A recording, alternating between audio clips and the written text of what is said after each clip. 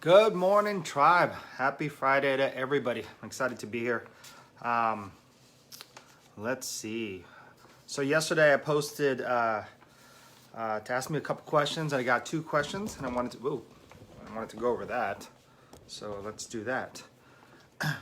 So Robin asked, "Hi Paul. Even though I don't have employees, I wonder what some of the examples of what you did for your company.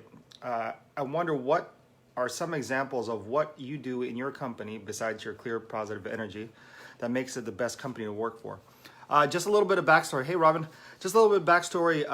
We were really excited. Tuesday we were announced the 3rd best place to work in Orange County, California. It's a huge honor.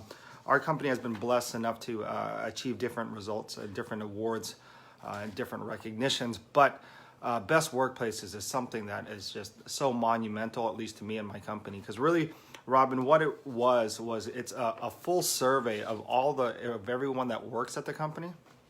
So they go over not only the employee culture or employee mindset, but they go over everything that they get and some of the things that they surveyed all the employees on. And it was a pretty extensive survey. I think it was 30 minutes that they had to do it, and obviously they all did it on their own time.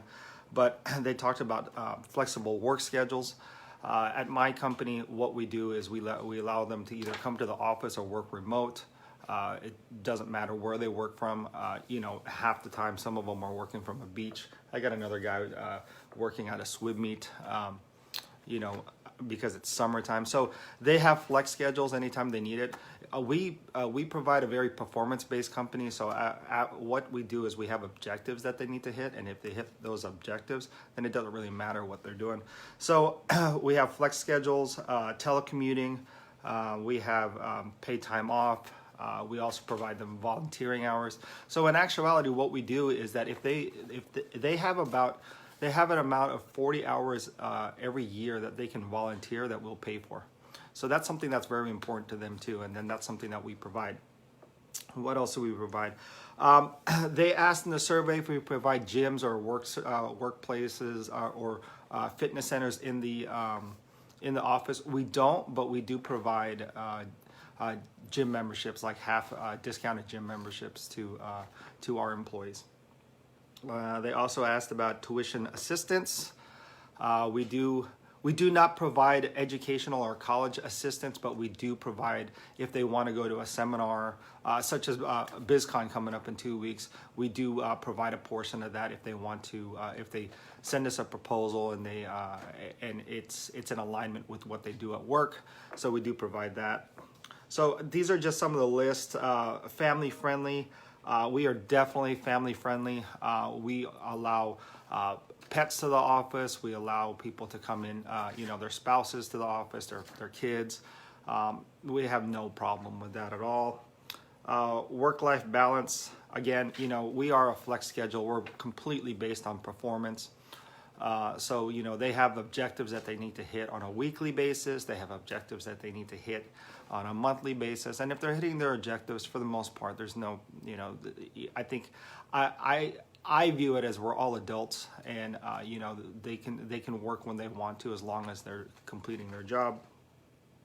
And then it gets into benefits. What we provide here at Identify, we provide medical, dental, vision. We don't provide a 401k, but we do provide life insurance, and no retirement. We don't do like a 401k retirement or anything like that. Annual paid holidays. We pay all annual paid holidays. What else do we do? There was a whole list. It was a gigantic list that we got surveyed on.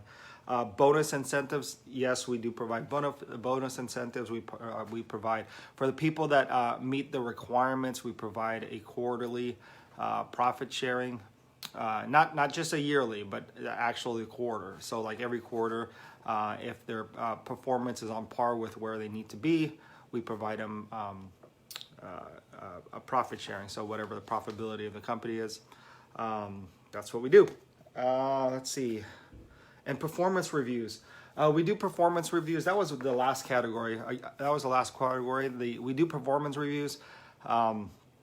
and we do a 360. So basically what we do is we ask their peers, we ask their managers, and we ask their subordinates if they have it. So that's how we got it. I mean, you know, really what it was they asked us to participate in a survey. We participated in the survey. We had 100% participation from our entire employee base, which is pretty awesome.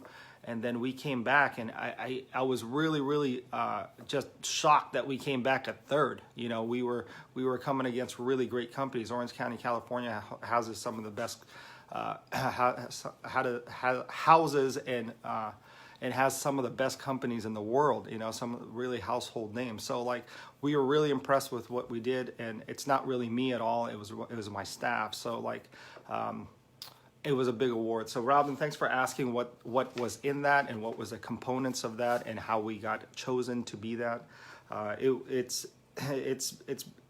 This has probably been my greatest achievement within as an entrepreneur, is to make sure that we've created an environment and a culture that is considered one of the best companies to work for in Orange County. So thanks so much for that question. Next question is by Wendy. I'm building teams online. Excuse me. What advice could you give me to get team members re-engaged after we had an issue with the company? The issue was fixed. Lots of people dropped out before the company could be fixed. Lots of people dropped out before the company could fix the issue. It's a tech company. And those that stayed are not active anymore. I'm adding new team members, but I hate the old ones are not participating.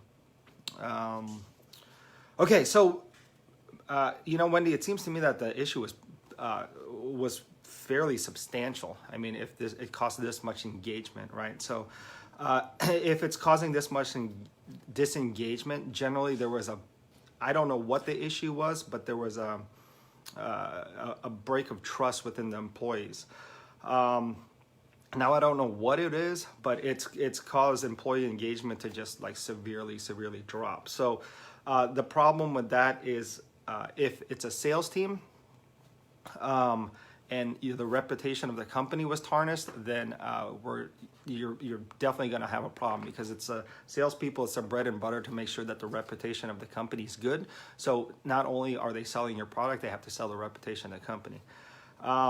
If it's internal staff, like, you know, support staff, what we call G&A, which is like a general administrative or anything like that, that could be fixed. But here's my suggestion. If employee engagement is that far, like has dropped that much, it might be better just to like revamp the whole entire thing, right? You know, and the reason why is it might be better to bring new people on. You know, you have to look at people. I was just giving this example yesterday, is that, you know, let's say you're taking a road trip with 5 of your friends, and one of those friends are just disastrous to be in. They have a bad attitude. They're complaining about everything. They have to go to the bathroom every 5 minutes. It really does bring the whole entire like environment or like feel of the car like it just doesn't feel good. So what's going to happen is if you have disengaged employees, especially employees that are I don't know, for lack of a better word, if this issue caused like caused distrust, that you're not going to be able to salvage that. So my suggestion is that you start performance managing those people out that are not participating or that are not bringing up the culture of your company, and start bringing on new ones. You know, the fact of the matter is it's really hard to re-engage candidates after an issue has really caused them to disengage. And you know, for the most part, I'm just reading your question here, so sorry, I'm looking away.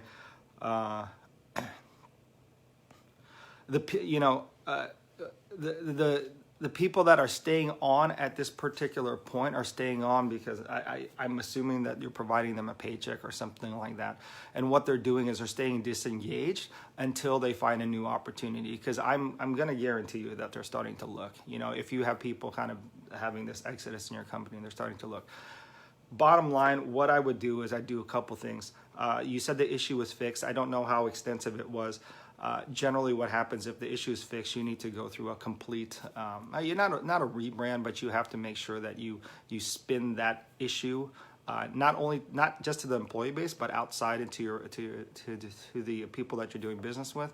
Make sure that they understand it's fixed, and you got to bring on a whole new staff. So, or at least performance manage the guys that are not performing. So hopefully that answers your question. But other than that, that's the two questions I have. Please submit questions. I love answering these things. I want to help you guys out as much as I can.